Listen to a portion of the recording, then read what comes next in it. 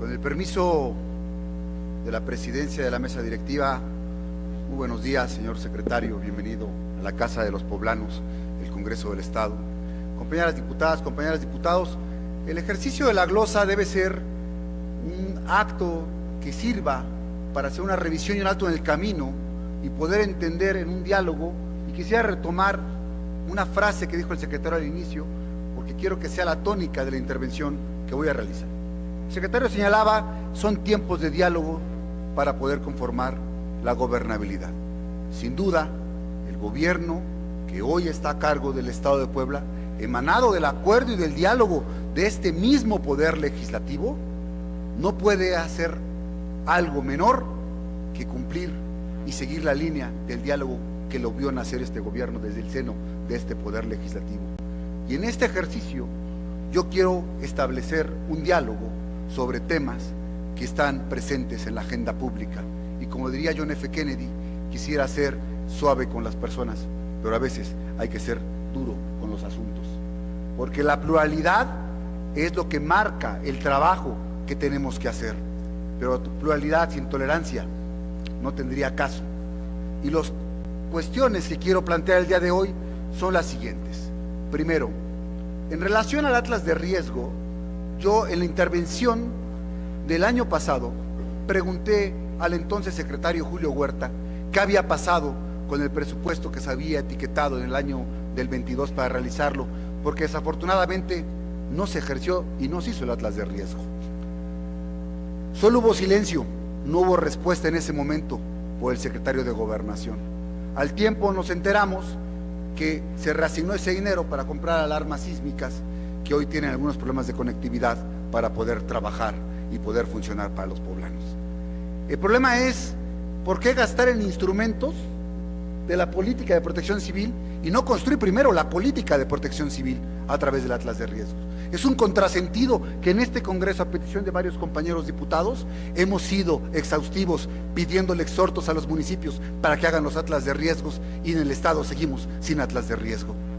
Pasó el ejercicio fiscal 2023 y seguimos sin Atlas de riesgo. La pregunta más bien es, cuando acabe el gobierno, ¿tendremos Atlas de riesgo?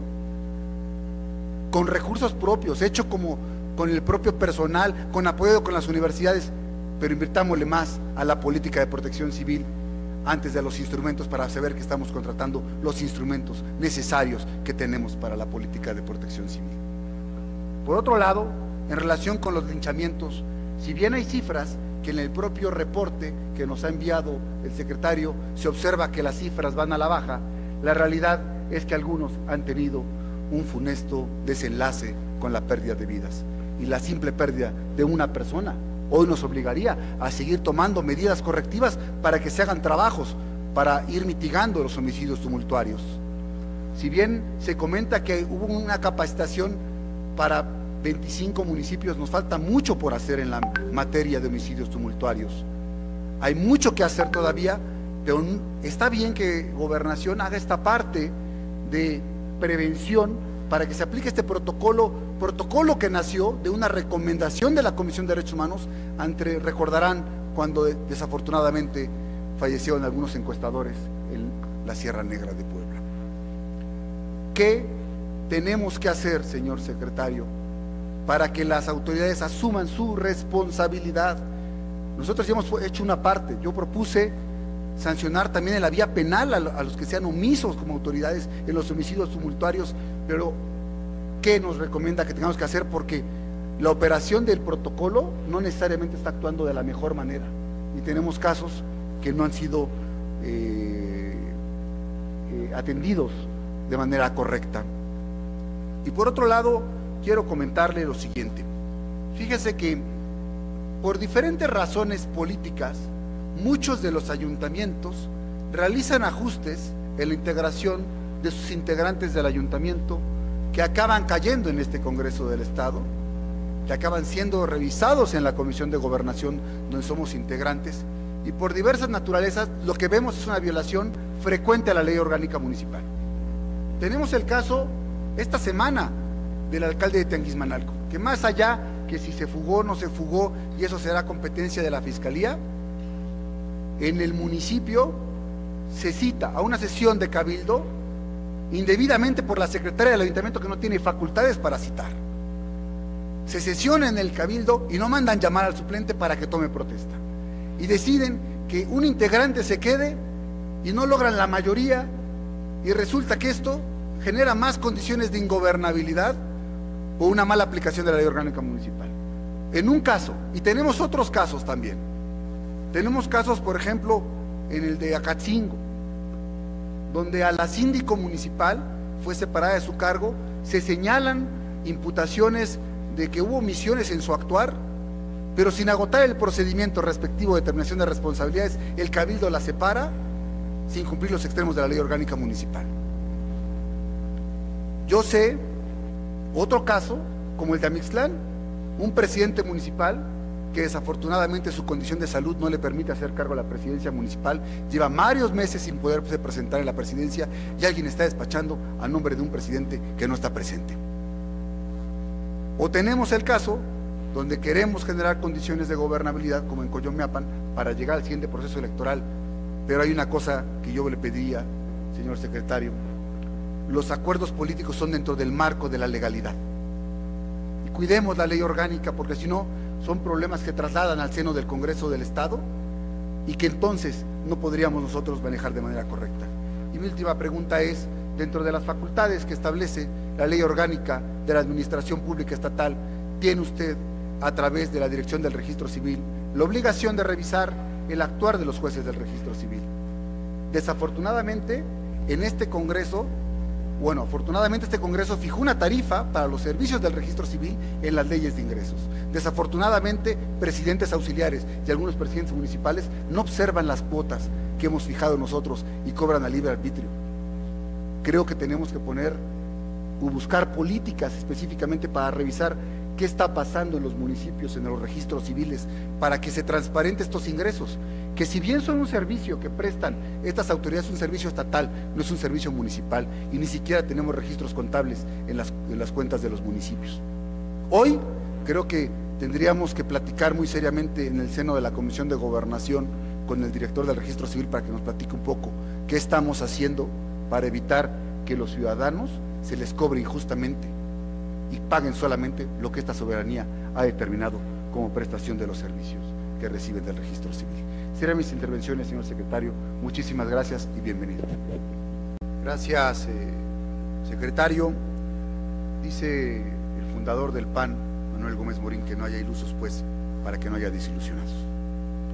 Y agradezco el que se pueda hablar francamente de estos tipos de cuestiones, pero también la realidad es que a mí me preocupa las violaciones a la ley orgánica municipal y tomemos acciones preventivas a razón de que viene un año electoral.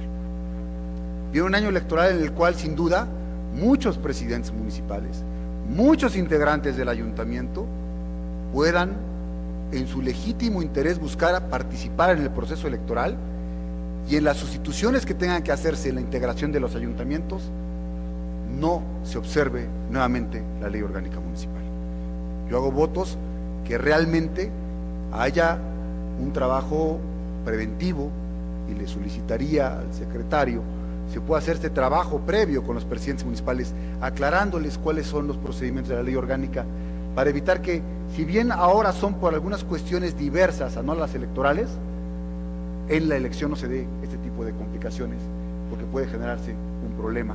Y también porque el tema del registro civil, si no se lleva una transparencia de esos recursos, y es muy puntual lo que usted dice, secretario, no es lo mismo la figura del presidente auxiliar en su carácter de presidente auxiliar, como un auxiliar de un órgano desconcentrado del municipio, que en su carácter de juez del registro civil. Y si no tenemos la claridad también, tenemos que buscar que se transparente o tengamos lineamientos mínimos para evitar que esos recursos que no tienen transparencia no vayan a caer en la promoción personalizada de algunos de estos que quieran buscar los cargos, en esa dualidad de ser juez y poder tener un cargo y luego aspirar a otro cargo, y la poca transparencia del registro civil haga a cuestas de los pobres poblanos, acaben pagando las campañas de estos. Creo que los dos, por la connotación electoral, conllevan una atención prioritaria que le pediría se pueda tener, y cuente que el Congreso estará apoyando también en la gobernabilidad a los trabajos que realice la Secretaría de Gobernación, con la única cuestión que le señalaba. Creo que el acuerdo político es importante, como en el caso de Coyomeapan, pero también es importante que se prevalezca y se cuidan los derechos políticos electorales de todos y cada uno de los integrantes, y que se agote el diálogo hasta el último momento, para que no se queden personas lesionadas y no se logre un acuerdo integral que complique una probable aplicación de cómo convertir esos acuerdos políticos y pasarlos a la legalidad en este Congreso del Estado. Solo le pediría eso y poder tener un trabajo más de coordinación y de información para no enterarnos solamente a través de los medios de lo que se va avanzando en los acuerdos, para cuando lleguen los asuntos acá tengamos clara la película de lo que está sucediendo en cada uno de los municipios. Muchísimas gracias.